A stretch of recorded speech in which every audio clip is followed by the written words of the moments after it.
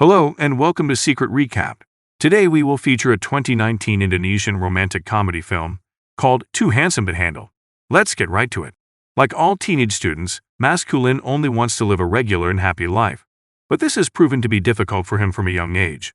He knows that handsomeness comes from genes and that everyone in his family is handsome, including his mother.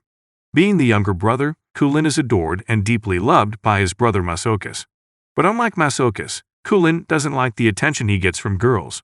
He dreads going outside and considers it the worst moment in his life when he does. Because when girls see his face, they all start to run after him because of his good looks. Knowing he'll have no peace outside his home, Kulin has chosen to be homeschooled. His only friend is his pet fish, Anto. Kulin prefers to be at home with his family because it is the only place where he feels normal. However, Kulin's family is worried that his only friend is a fish. And so unbeknownst to Kulin, his entire family created the Mas Kulin operation. They'd all try to get Kulin to go outside and socialize. Masokis even told Kulin that he can meet a lot of girls. But Kulin said that his type of girl is someone cute, kind, and understanding, and has no interest in him. Masokis gives up, knowing it's impossible to find someone that has no interest in his brother. And so Kulin's parents decide to fake being bankrupt to get Kulin to go to a regular high school. Believing that his father doesn't have money anymore to keep him homeschooled, Kulin cries himself to sleep. On the next day, he tells his parents that he agrees to go to a regular high school for the last semester. But on one condition, it has to be an all-boys school. Masokis is disappointed that his brother wants to go to an all-boys school. But their parents are happy that Kulin is finally going to meet new people. And so they still have a small celebration. Masokis drives his younger brother to Horitson High School, an all-boys school. Kulin still worries about the effects of his good looks on people, so he refuses to give back the motorcycle helmet to his brother. He reminds himself that he only has to endure everything for 180 days, and it will soon be over before he knows it. Kulin is surprised about how messy the classroom is and how rowdy the students are. A bully even tells him to move to a different seat because he owns the one Kulin is sitting on. The boys can't care less if Kulin is wearing a helmet. However, the teacher for the first class asks Kulin to remove it. Kulin doesn't want to, and he tries to explain himself. But since the teacher can't hear him well, Kulin finally decides to take off the helmet. The teacher faints and has to be carried to an ambulance. Knowing that he will be blamed for this, Kulin immediately makes his way out of the school. However, someone trips him and takes him to the school warehouse. Kulin learns that the students who took him there were the same students who made him change his seat. They are bullies and call themselves the Tig Attack. Their leader, Sidi, tells Kulin to deliver a prom proposal to BBM High School, an all-girls school. It turns out their proposal has been rejected for the last 3 years because of Amanda, the girl they call the overly beautiful one. They threaten to hurt Kulin if he fails to get Amanda to approve the proposal. They tell Kibo, another student they're bullying, to help Kulin since he's part of the prom committee. Kulin goes to the principal's office to report what happened to the warehouse, despite Kibo's efforts to stop him. It turns out that the leader of the bullies, Sadi, is the principal's youngest son.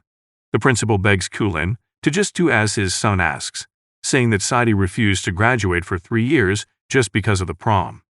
He tells Kulin that if he fails, he will not graduate. And so Kulin and Kibo go to BBM High School or Brain Beauty Manor High School. Kulin wears his helmet as they enter the school premises. When the girls realize that there is a boy in their school, they tell Kibo to leave, calling him ugly and a monkey. The girls then ask Kulin to remove his helmet. Worried that he won't graduate, Kulin removes his helmet and shows his face. Later that night on the news, it is reported that dozens of students at BBM High School are brought to the hospital. Some of them collapse on school grounds and start acting like they're possessed as a result of the effects of Kulin's good looks. Kulin's family takes advantage of the situation and opens their homes to visitors. They sell tickets so the girls can get a glimpse of Kulin's life at home. Kulin sees on the news what his family is doing, and the news station also releases a sketch of Kulin wearing a sweater and a helmet. And so Kulin has to run once again to avoid the crowds. He finds himself on a rooftop.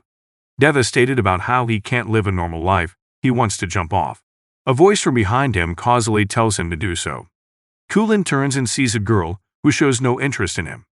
He's surprised that the girl is neither fainting nor her nose is bleeding from his handsomeness. Thinking that Kulin is weird, the girl turns and walks away. Kulin immediately falls in love with the girl, and he puts a hand over his chest as if to feel his own heart beating. Feeling like his own family sold him, Kulin decides to stay over at Kibo's house. He worries at first, but soon realizes that Kibo's grandmother is also immune to his good looks. Kulin is happy to find a safe place after he ran away from home, but he knows that they still have to get the prom proposal approved. He tells Kibo about the girl he met on the rooftop, and that the girl wears a uniform from BBM High School. Kibo and Kulin go back to BBM High School to bring the proposal to Amanda. They wait patiently for her in the science lab, not knowing that Amanda has already seen Kulin's face in the news. When Amanda walks in, she acts casual around Kulin. Kibo introduces himself and offers his hand, but Amanda ignores him. When Kulin does the same, she shakes his hand. She accepts the proposal and says she will contact them once she comes up with a decision. When Kulin leaves the room, Amanda's nose starts to bleed. On their way out of the school, Kulin sees the girl he saw on the rooftop. But because of the girls surrounding him, he fails to talk to her. When Amanda finally approves the prom proposal, the boys of Horitson High School celebrates. Kulin still refuses to go back home and spends more time with Kibo and his grandmother. He finally feels like he's living a normal life and doing regular things. He looks happier and doesn't feel the need to hide his face. One day, Kibo asks him to play futsal with him and their neighbors. He says he will show Kulin his crush. Kulin is visibly worried because he knows they are going to sweat too much. It turns out that drops of Kulin's sweat can make the other guys look handsome as well. But the effect will only last for an hour or two before they go back to normal. Kibo comes back and greets the girl who is also his friend. Kulin learns that the girl's name is Rear. At this point, Kibo is still not aware that Rear is the student that Kulin met on the rooftop. They eat together at a meatball stall, and Kulin thinks he will finally get Rear's attention. But Rear only pays attention to Kibo, and Kibo does the same. Kulin asks his brother for help, knowing that he knows a lot when it comes to women. Masokis cries after seeing his brother again, but Kulin makes it clear that he's not angry with his family anymore. He said that because of what they did, he finally experienced how to live a normal life outside their home. Masokis then starts giving his brother advice on how to get the girl he likes. He says he has to know what her favorite food is, and to pay attention to all the little things. He also adds that girls don't like insecure guys. Masokis tells Kulin to stop covering his face, and that if he doesn't like the girls bothering him, he can just tell them politely. And the last but most important thing, he has to know the girl's zodiac sign. Kulin follows his brother's advice and even reads his book. He spends more time with Kibo and Rear. He learns that Rear likes ice cream and bubble wrap after he saw Kibo giving those to her. But when Kibo mentions Rear's zodiac sign, Kulin starts to get suspicious. He starts to realize that Rear might be the crush that Kibo mentioned to him before. Kulin becomes sad, thinking that his rival is his own best friend. One day, Amanda visits Horitson High School. She has the same effect on boys as Kulin has on girls. She personally hands Kulin an invitation to her birthday party, and she also gives him a new phone with her number on it. As soon as Amanda leaves, City grabs the invitation from Kulin and announces that they are all invited to the party. Knowing that his friend is sad about something, Kibo asks Kulin to have some fun on karaoke night. Of course, Rear is with them as well. Rear obviously pays more attention to Kibo than Kulin, and even when Kulin wants to sing a duet with her, Rear only looks at Kibo. After they are done singing, Kibo leaves the room to withdraw some money. Kulin and Rear don't talk to each other and just sit awkwardly beside one another. When Kulin finally breaks the silence, he tells Rear that he knows she likes Kibo. Rear tries to deny this, but it's evident that she's just lying. Kulin then proceeds to say that Kibo already likes someone else, and that someone else is Amanda. Kulin even tells Rear to come to Amanda's birthday party next week to see that he's telling the truth. Later that night, Amanda receives a call from Kulin. On the night of the birthday party, Kulin arrives with Kibo. Surprisingly, Amanda greets Kibo and takes him by the hand, leaving Kulin behind. Amanda takes Kibo away from the crowd and kisses him on the lips. Rear arrives at the party and looks for Kibo and Amanda. When she finally finds them, she catches them kissing. But Rear isn't the only one who saw what happened. The three bullies also saw Amanda and Kibo together. When Rear leaves the party, Kulin follows her outside. Thinking it's finally his chance to make a move on her, Kulin comforts Rear. Kulin says he's not like the other guys. He hugs her as she cries and she hugs him back. But Rear quickly pushes Kulin away, saying that she can never see him as anything more than a friend.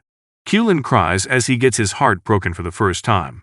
The three bullies follow Kibo to the parking lot and beat him. Sadi, the leader, has had feelings for Amanda for so long. When Kulin looks for Kibo, he finds him getting beaten up by the bullies. but he only manages to help him when the bullies left. Kulin starts to feel guilty when he sees how badly hurt his friend is. He feels even more guilty when Kibo's grandmother has to take care of his grandson. When Kibo finally gets better, Kulin confesses. He says he is the reason Suddy beat him. Kulin then reveals that Rear was the girl he met on the rooftop. He admits that he knows Rear and Kibo like each other, and that's why he asked Amanda to kiss Kibo in front of Rear. Kibo is furious because he treats Kulin more than a best friend. He says if only he knew Kulin liked Rear, he would have let him. Kibo kicks Kulin out of the house and Kulin has no choice but to go back home. For days, Kulin's family doesn't know how to make him feel better. At school, Kibo still avoids Kulin. Kulin's mother can't take it anymore, so she talks to him.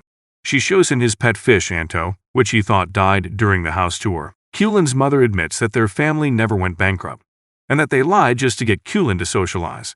She says they are just worried that Kulin is not living his life to the fullest. But if Kulin is happier going back to his old life, they will support him. Kulin cries as he hugs his mother. The next day, Kulin's father tells him that it's not handsomeness that determines their manliness, it's their attitude. After talking to both of his parents, Kulin now knows what to do. First, he goes to see Rear, and then he goes back to Kibo's house. Kibo keeps pushing him away and doesn't want to talk to him. But Kulin insists that they have to talk. Kulin apologizes for what he did, but he also says he's not the only one to be blamed. Kulin asks Kibo why he can't tell Rear he likes her even though he knows Rear likes him too. Kibo admits that he's a coward and that it's already too late. And then Kulin lifts up his phone, and Rear's face flashes on the screen. She's been listening to the entire conversation, and now she knows that Kibo likes her too. After making up with his two friends, Kulin starts to become happy again. Even when Rear doesn't end up with him, he still chooses to go to the prom. To fulfill his part of the deal, he attends as Amanda's date. At the end of the night, they are both crowned king and queen. Amidst the whispers of compliments about him, Kulin hears someone saying, "You call that handsome? That's nothing." That immediately catches his attention, and once again, he finds himself falling in love with a new girl.